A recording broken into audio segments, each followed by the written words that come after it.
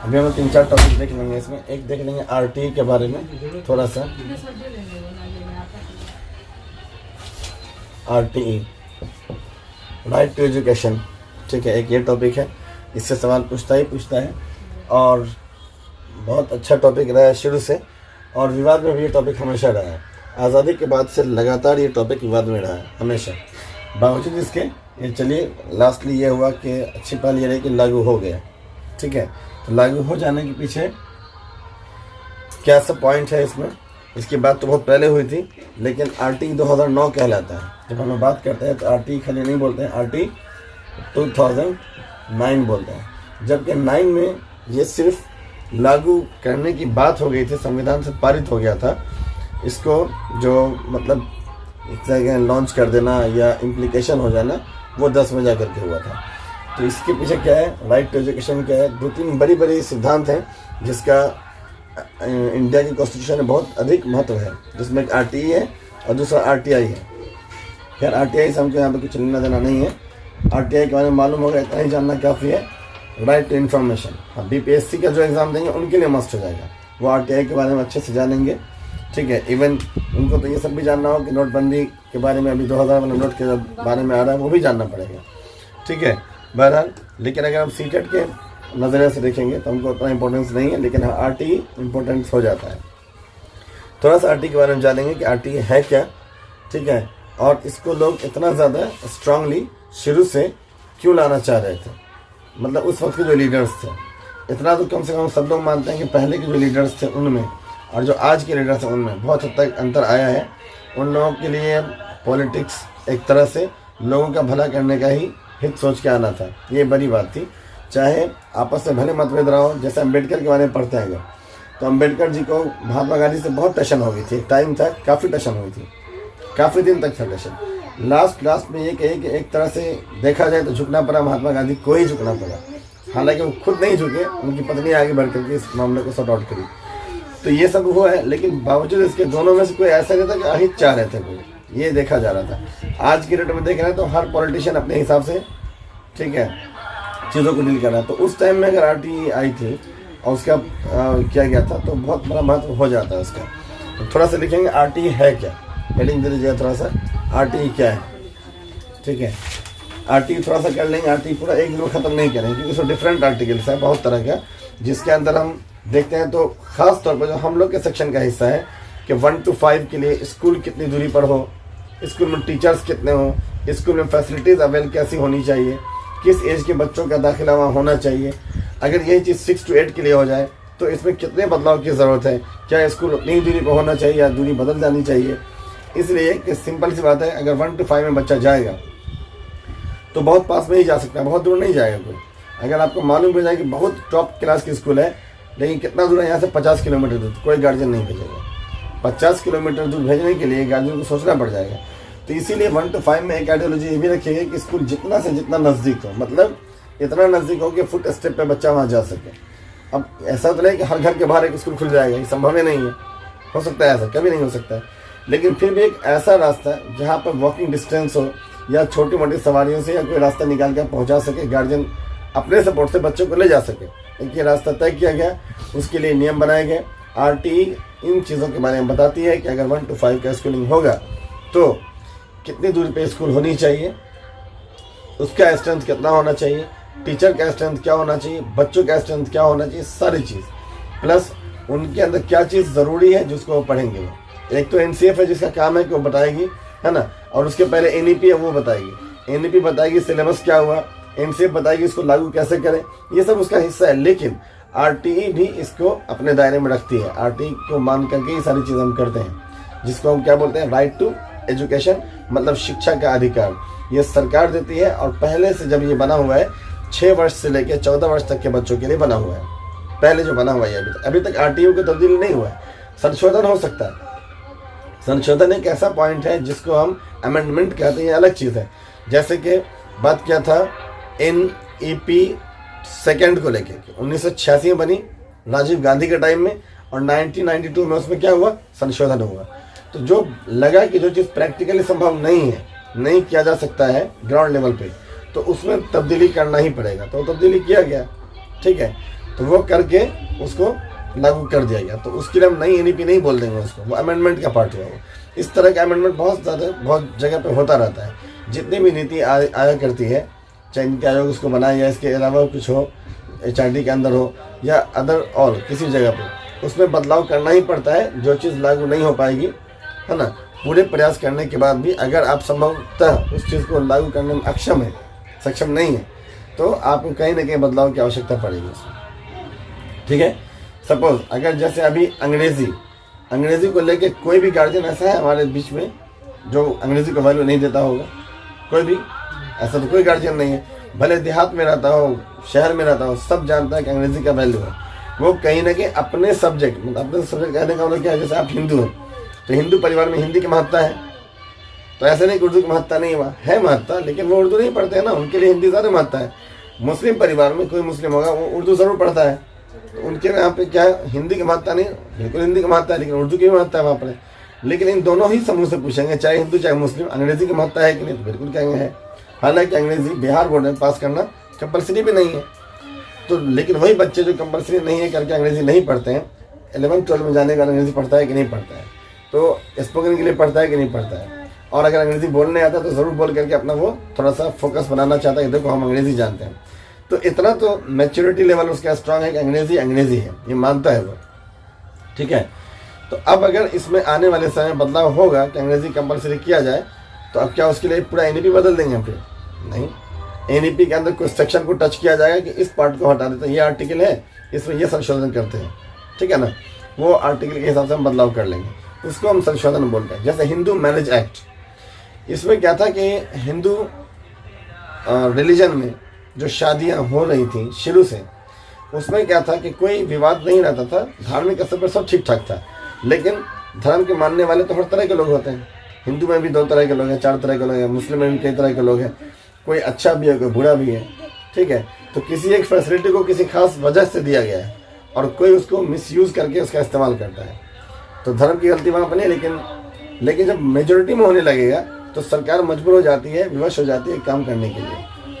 Hindu marriage act बनाया गया, उसमें यह दिया गया एक तरह से कि सेकंड जो वाइफ है उसका अधिकार इतना सीमित कर दिया गया कि समझिए सेकंड वाइफ बनने को तैयार जल्दी होगी ही नहीं, और फर्स्ट वाइफ लगभग हर जगह प्रायोरिटी में दी गई। लेकिन उसी में मुस्लिम क्या यहाँ आ जाएंगे तो वहाँ पे 4 मैरिज की बात है। अभी जैसे ट्रिपल तलाक मोदी जी लाए भी, तो उसमें क्या ट्रिपल तलाक पे रोक लगाया गया है, 4 शादी पे रोक नहीं लगाया गया। ठीक है, अभी क्या स्टाफ है कॉलेज का डिस्कशन हो रहा था, उन्होंने कहा कि उनका एक साथी है वो अरेस्ट है, मुस्लिम बैकग्राउंड से आता है वो। अब सच्चाई क्या है क्या नहीं है पता नहीं, तो बोल रहा था कि बहुत भला आदमी है लेकिन उसको प्रताड़ित कर रहा है, उसके अगेंस्ट कुछ रूल का फ़ायदा उठा करके। तो उसने कहा कि चलो हम तो निकल जाएंगे यहाँ से, बेल हो जाएगा, तो निकलने का पहला काम एक ही करेंगे। तो पहला काम क्या करना है, तो हम मजबूर है उसको रख तो लेंगे, ट्रिपल तलाक की वजह से मजबूर है, लेकिन हम दूसरी शादी एकदम कर लेंगे। अब ये रिएक्शन में करेगा वो बता रहा है, अब सही जो हो उसमें। तो ये जो होगा, अगर इस तरह की चीज़ें आती हैं तो सरकार मजबूर हो जाती है, क्यों कि अब हम एक एक्ट बनाएंगे, क्योंकि majority of the people will have to be depends upon that law at least. तो उनको जब डिपेंड है तो उनको कुछ ना कुछ। इसी तरह क्या हिंदू मैरिज एक्ट में ही बदलाव आया, फिर बाल विवाह को लेकर बदलाव आया कई बार। बाल विवाह भी पहले अच्छा ही माना जाता था, लेकिन कुछ कुरीतियाँ थी उसके अंदर।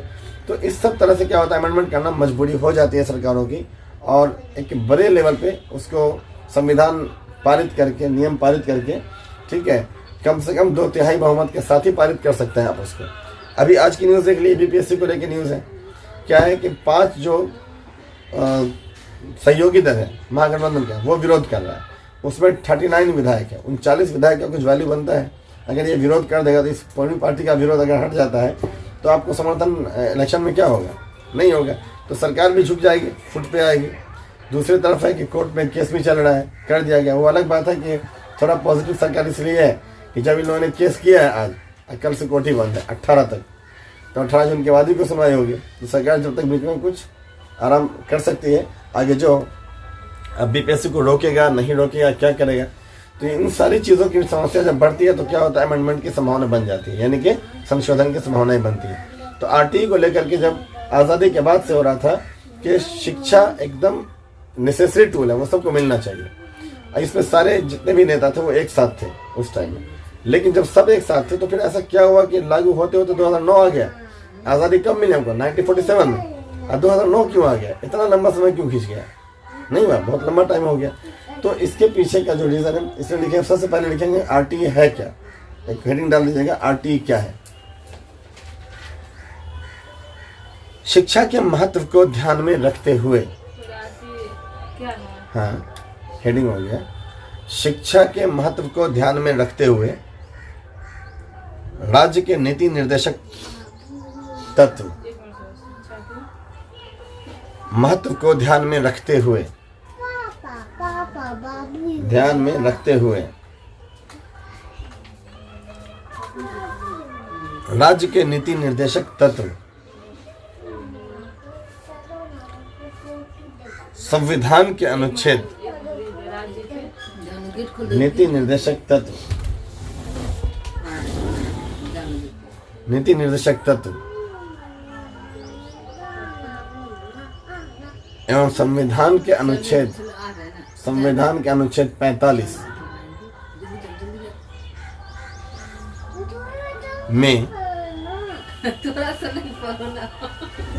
में 14 वर्ष तक की आयु के सभी बच्चों को निःशुल्क और अनिवार्य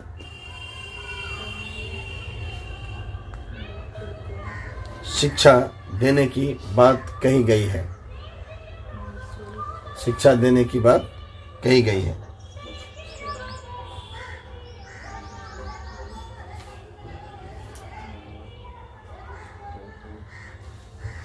डेट जो भी होगा उसको अंडरलाइन कर लीजिएगा। अब एक डेट लिखाएंगे, इसके नीचे अंडरलाइन कर लीजिएगा, 1 दिसंबर 2002। 1 दिसंबर 2002। चूँकि डेट से भी सवाल बहुत सारा पूछता है, डेट पहले दे देता है और संबंधित है पूछता है, तो अब कुछ आपको हिंट्स किया नहीं, संबंधित किससे संबंधित है, तो डेट को ध्यान में रखना बहुत ज़रूरी है। 1 दिसंबर 2002 को 14 वर्ष तक के बच्चों को निःशुल्क एवं अनिवार्य शिक्षा के अधिकार को, 14 वर्ष तक के बच्चों को निःशुल्क एवं अनिवार्य शिक्षा के अधिकार को लेकर मूल अधिकार में शामिल करने की बात,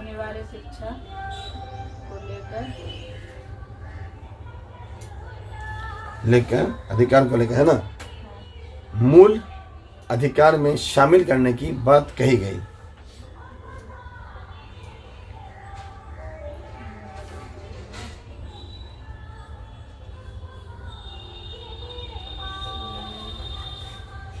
करने की बात कही गई, जिसके लिए उस वक्त तक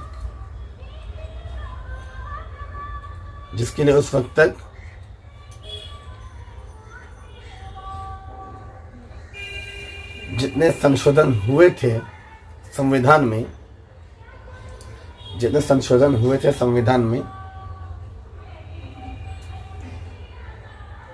उसमें एक और संशोधन करना पड़ा।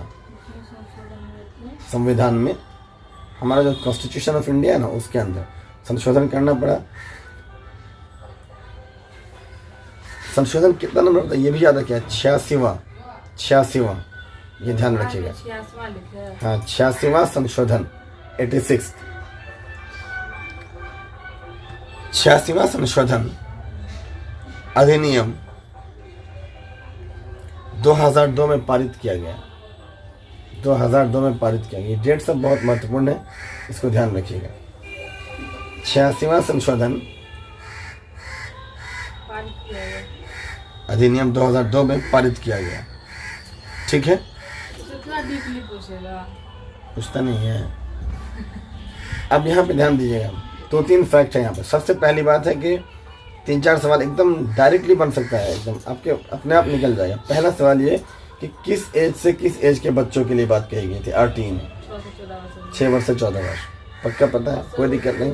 इसलिए कि 6 से पहले वाली जो बात है, जिसमें जो नहीं आ रही थी, उस बीच में क्लास हुआ तो उसमें हम लोग बाल बाड़ी केंद्र का चर्चा किए हैं, नहीं किया है? बाल बाड़ी केंद्र का चर्चा जो कि KVS में जोड़ा गया, और प्लस आपके खुद आंगनबाड़ी केंद्र चल रहा है।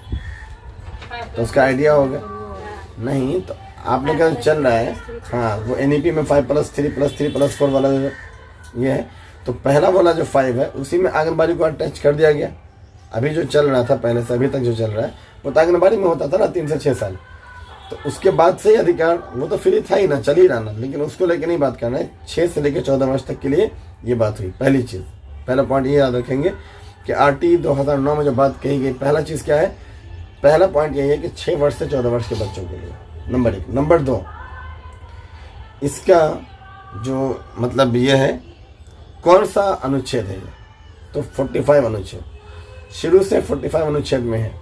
45 अनुच्छेद यानी कि आर्टिकल नंबर 45, आर्टिकल 45 में शिक्षा देने की बात की गई है।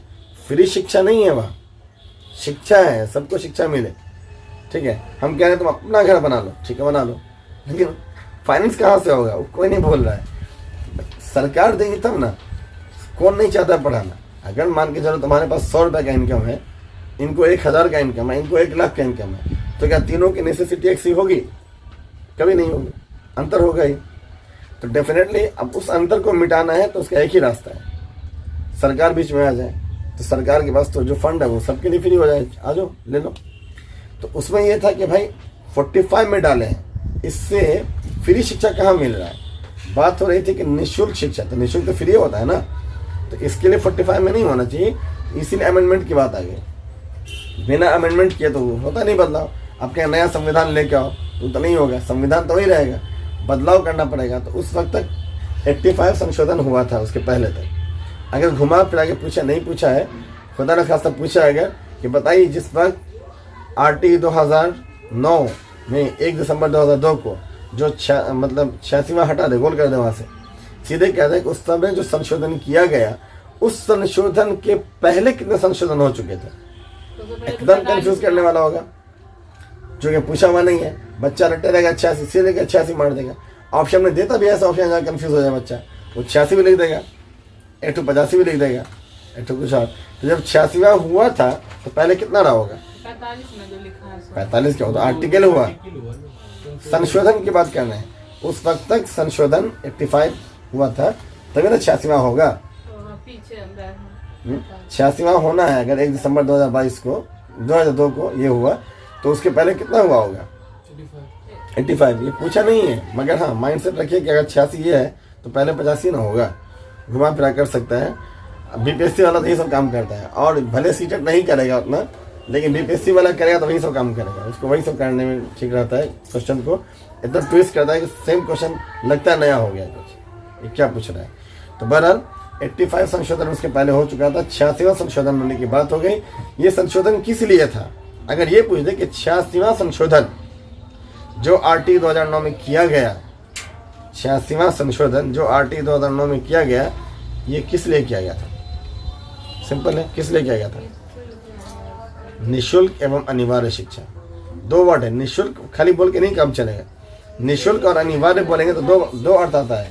निःशुल्क का मतलब निःशुल्क है, फ्री में देंगे, लेकिन अनिवार्य नहीं लगाया तो तुम्हारी मर्जी, लेना ले लो, नहीं लेना मतलब। अनिवार्य लगाया तो एकदम देना पड़ेगा। जैसे कि अगर मान के चलो कोई अपने बच्चे को नहीं पढ़ाता है और उसका बच्चा विरोध करता है तो बाप को अरेस्ट तक कर लिया जाएगा उसका अधिकार छीनने के लिए। वो अलग बात है कि और भी दूसरे आर्टिकल है जो उसको बचाएंगे भी, ठीक है। ये नहीं कि एक ही आर्टिकल उसको उठा के जेल में डाल देंगे बाप को, बच्चा बाहर चलो हम स्कूल जा रहे हैं, ऐसा नहीं है। लेकिन इतना स्ट्रांगली ये कह रहा है कि 2 वर्ड पर फोकस कर रहा है। पहला चीज़ कह रहा है कि निःशुल्क दीजिए, और दूसरा कह रहा है अनिवार्य दीजिए, मतलब देना ही पड़ेगा। अगर आपको लगता भी है नहीं तो आप दीजिए, क्योंकि आपसे लग क्या रहा है। सरकार अगर उठाने को खर्चा तैयार है और कोई गार्जियन कहता है कि हम नहीं पढ़ाएंगे, पढ़ाना पड़ेगा। आपको खर्चा किधर जा रहा है? आप बच्चे से कमवाएंगे, ठीक है। तो बाल मजदूर जो होता है उसका भी अधिनियम बना हुआ है, उसके खिलाफ एक्ट लग जाएगा आपके ऊपर कि इसके अगेंस्ट में बाल मजदूर वाला जो नियम है वो काम करेगा। तो कहीं ना कहीं गार्जियन को बाउंड किया गया कि आपको पढ़ाना ही पड़ेगा, must have to send them school, उनको स्कूल भेजना ही आपको। ये कर मतलब क्या कहते हैं, अनिवार्य करके जोड़ दिया गया। और निःशुल्क का मतलब फ्री में दिया जा रहा था, दिक्कत क्या है? अब तो उसको और बहुत प्रमोट किया गया। तो ये हुआ कब? अगर 86वां संशोधन की बात करें कि ये हुआ कब, तो 1 दिसंबर 2002 को, 2002 को 1 दिसंबर 2002 को हुआ। और अगर ये पूछे इसमें किस लिए हुआ संशोधन, तो कहेंगे निःशुल्क और अनिवार्य शिक्षा हेतु किया गया ये, ठीक है। और ये आर्टिकल कौन सी थी कौन सी थी का मतलब अब नहीं, ऐसा नहीं है, जो थी वही है, अभी भी है। 45 थी, मगर अब बोलेगा भाई थी अगर तो 45, अनुच्छेद 45। अब क्या है तो कहेंगे 45 एवं 21A दोनों है। तो संशोधन जो किया गया, संशोधन करके क्या होता है कि ऐसा नहीं कि उसी में हम बढ़ाते जाएंगे, बढ़ा तो देंगे उसी में, लेकिन वो चीज़ जो बढ़ा रहे हैं वो और कहाँ पर है। अब मान के चलो, सपोज हम लोग कोई किताब पढ़ते हैं, कॉमन सेंस की बात है, इसमें हमको लॉयर बनने की और आपको वकील बनने की ज़रूरत नहीं है, सीधा कॉमन सेंस है। आप एक किताब पढ़ रहे हैं, उसमें एक चैप्टर लिखा हुआ है, ठीक है, कुछ भी चैप्टर हो, कुछ भी हो, मान लीजिए लैट पढ़ रहे हैं, ठीक है, इसका लोम चॉम्स्की का, तो लैट पढ़ रहे तो चलिए लैट के बारे में पढ़ेंगे हम। अब कई जगह लैट लिखा जाएगा, हर जगह लैट, अब हर जगह पूरा लिखेंगे उसको तो नहीं लिखेंगे, ठीक है, लैट लिख के काम चला दिया, बच्चा तो नहीं समझा, तो नीचे में क्या, वहाँ पे स्टार मार देगा, जहाँ लैट लिखा हुआ है स्टार मार देगा, एक या 1 लिख देगा, 2 लिख देगा, कोई कोडिंग कर देगा। और जब बुक खत्म हो रहा है, बुक नोट नीचे आएगा फुटे, तो वहाँ पे क्या करेगा, लिख देगा लैट का मतलब क्या है, फुल फॉर्म क्या है, बस समझ रही, ये तो कॉमन सी बात है, इसमें किसी के बताने नहीं बताने की बात नहीं है। तो संविधान में इतना बड़ा संविधान तो ऑलरेडी, हमारा संविधान दुनिया का सबसे बड़ा संविधान है, अब उसमें हर जगह लंबा करते हैं तो और कितना बड़ा हो जाएगा, दिक्कत रहेगी ना। हमारा जो संविधान है वो दुनिया का सबसे बड़ा संविधान है, ठीक है, ये सवाल पूछा जाता है। अब उसमें हम अगर हर जगह चैप्टर जोड़ते जाए बीच में तो और लंबा चौड़ा हो जाएगा। तो उसमें क्या क्या है, जो बात बोल रहे हैं उसके लिए कोई ना कोई संविधान है, कोई नियम है, तो उसको वहाँ पे इंडिकेट कर देंगे। 45 हो गया, 45 लिखा, 45 में अमेंडमेंट हुआ, ये बात भी ठीक है। कितना नंबर पर अमेंडमेंट है, तो 86 है। ये किसके लिए किया गया है और कब किया गया है, तो 1 दिसंबर 2002 को किया गया है। किसके लिए किया गया, तो निःशुल्क अनिवार्य शिक्षा के लिए किया गया है। यहाँ तक ठीक है बात। इसमें क्या किया भाई, निःशुल्क अनिवार्य शिक्षा बोल दिए, तो अब निःशुल्क अनिवार्य शिक्षा को लेकर के कई नियम है, तो है। आप जब पढ़ते हैं तो 12-13 से लेकर जो शुरू होता है हमारा चैप्टर में, 3rd चैप्टर है पूरा संविधान के अंदर, वो पूरा बेसिक प्रिंसिपल ही है, फंडामेंटल राइट से आगे बढ़ते हुए सारा बेसिक प्रिंसिपल, जिसमें 19 भी आता है, सबसे बड़ा तो 19 है हमारा, जिसमें कुछ भी कोई करेगा तो मेरा निजी अधिकारों को हनन नहीं कोई कर सकता है, ठीक है, वो उस पर रोक लगा दिया गया। तो सिमिलरली जो वहाँ पर रोक लगाया गया है उसी में क्या है, 21A आता है। 21A का मतलब B भी होगा, C भी होगा, कई होगा पॉइंट उसके अंदर। तो फिलहाल हम बात 21A की कर रहे हैं कि पहले ये क्या था, संशोधन के पहले तक, ठीक है, मतलब 1 दिसंबर 2002 के पहले तक, जब संशोधन नहीं हुआ था तब तक जो बात थी, हमारा जो संविधान था उसमें आर्टिकल 45 थी। उस आर्टिकल 45 में शिक्षा अनिवार्य रूप से देने की बात कही गई थी, लागू नहीं था वो, और निःशुल्क शिक्षा की बात कही गई थी। शिक्षा तो सब दे रहा था 6 से 14 वर्ष के बच्चों को, लेकिन अनिवार्य रूप से देना है और निःशुल्क देना ये बात नहीं थी। तो ये जो लागू किया गया है 86वां संशोधन में लागू किया गया, और जिस डेट को ये पारित किया गया नियम वो 1 दिसंबर 2002 था, और ये संशोधन नंबर कितना पर था, तो 86वां पर था। और किस आर्टिकल को टच किया गया, यहाँ पे 45 आर्टिकल को टच किया गया। उसके अंदर कौन सा जो अमेंडमेंट हो वो कौन सा था, तो वो अमेंडमेंट 21A को लेकर के था कि सिर्फ अब जो होगा आर्टिकल 45 के तहत RT नहीं माना जाएगा, RT का दायरा आपका बढ़ जाएगा, सिर्फ 45 तक नहीं होगा, 45 प्लस 21A दोनों होगा। तो 21A जो वो एक्चुअल में मौलिक अधिकार है। अब मौलिक अधिकार क्या होता है, वो अधिकार जिसको कोई नहीं छीन सकता है, कोई भी नहीं छीन सकता है। अब मान के चलो भारती जी को ये ड्रेस अच्छा लग रहा है, पहन रही, तुमको वो ड्रेस अच्छा लग रहा है तुम वो पहन रहे हो, हमको ये ड्रेस अच्छा लगा वो हम पहन रहे, तुमको मछली खाने का मन है तुम वो खा लो, इनको सब्जी खाने का मन है वो खा ले, ठीक है, किसी को कच्चा करेला खाना वही खा ले। तो किसी के खान पान को लेकर, किसी के पहनावे ओढ़ावे को लेकर के, किसी को कोई काम कैसे करना है उसको लेकर, कोई किस इलाके में रहेगा उसको लेकर के, आपको केरल अच्छा लगता है वहीं रहिए, कौन रोक रहा है। भारत का हिस्सा नहीं है क्या वो केरल, एकदम है, आराम से रह सकते हैं। आपको भगवान पैसा दिया है, आप केरल में जाके जमीन खरीद सकते हैं, दुकान खोल सकते हैं, मकान बना सकते हैं, तो जाइए ना, कौन रोक रहा है, ठीक है। लेकिन किसी को इतना पैसा हो और केरल नहीं जाना चाहता, चाहता दरभंगे में रहे, उसको भी कौन रोके। तो ये आपका स्वायत्ता का अधिकार होगा, इसको कोई हनन नहीं कर सकता है, ठीक है। हाँ, इन केस 1-2 ऐसे एक्सेप्शन केस होते हैं जहाँ पर रोक हो जाती है। जैसे मान लीजिए कोई आदमी भले मुजरिम नहीं है, चोर नहीं है, गलत काम नहीं किया, लेकिन इल्ज़ाम लग गया उसके ऊपर, इल्ज़ाम लग गया कि बम फोड़ने वाला यही था, मान लीजिए। अब ये बम फोड़ने वाली बात जो उसमें आ गई, अब ये अंडर कॉन्स्टिट्यूशन चला गया, पूरा देखा जाएगा। जब तक ये साबित नहीं हो जाए या साबित हो जाए, वो बच भी जाएगा, उसके बावजूद भी वो सस्पेंस के दायरे में आ जाएगा। तो उसको कुछ चीज़ों पर रोक लगा दी जाएगी। जैसे जो भी आतंकी हैं और एक आम मुजरिम है, हो सकता है आप यूनिवर्सिटी में कोई आप नियम को लेकर हंगामा कर रहे हैं कि नहीं हमारा एग्जाम लेट काहे हो रहा है, टाइम पे होना चाहिए, तो यूनिवर्सिटी के पास इतना अधिकार है कि जब चाहे पुलिस को बुला लेगी और वो कहेंगे हमारे प्रशासन को भंग कर रहा है, इसको अरेस्ट कर लिए, तो अरेस्ट भी हो जाएगा, उठा के पुलिस वाला ले भी जाएगा, FIR भी कर देगा। तो आपके ऊपर FIR हो गया। सिर्फ इतना बोले मेरे पर FIR है, लोग डर जाएगा, अरे बाप रे लगता है चोर मुजरिम। लेकिन आगे बताएगा ये FIR हम VC के खिलाफ धरना दिए थे, वो हमको जेल में डलवा दिया है। तो अच्छा ये तो भाई पढ़ने लिखने से जुड़ा हुआ है, कोई कुख्यात आतंकवादी नहीं। एक दूसरी FIR होगी जहाँ पे बम फोड़ने का आरोप लगा था, तो उसको भी अरेस्ट किया गया होगा, दोनों को बेल मिल गई होगी। तो आपको जब बेल मिल गई तो आप एकदम आराम से सारा काम एज यूजुअल जो कोई बाहर का आदमी करता, कोई सिविलियन करता, वो आप भी कीजिएगा, कोई रोक टोक नहीं है। लेकिन वो आदमी जिसको बेल मिला, जो बम के आरोप में गया था, बेल मिल गया उसको, उसके लिए रोक होगी बहुत तरह की। वो अपनी मर्जी से कहीं भी आ जा नहीं सकता है। स्टेट छोड़ने के पहले, स्टेट नहीं छोड़ सकता है वो, स्टेट छोड़ने के पहले उसको स्पेशल परमिशन चाहिए वहाँ से। स्टेट छोड़ेगा तो राज्यपाल से परमिशन लेगा, CM से लेगा परमिशन, डिस्ट्रिक्ट छोड़ेगा तो DM से लेगा परमिशन। इतना बात है, तुमको है इतना रोक, तुम सोचोगे मधुबनी चले जाए, तुमको परमिशन लेना पड़ेगा DM साहब से, उनको लेना पड़ जाएगा।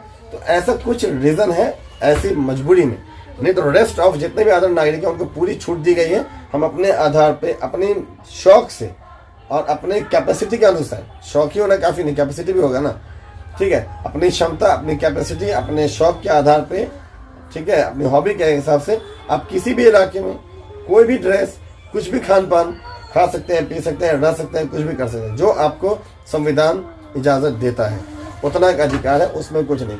इसीलिए ये अधिकार जो है मौलिक अधिकार के अंतर्गत आता है, ठीक है।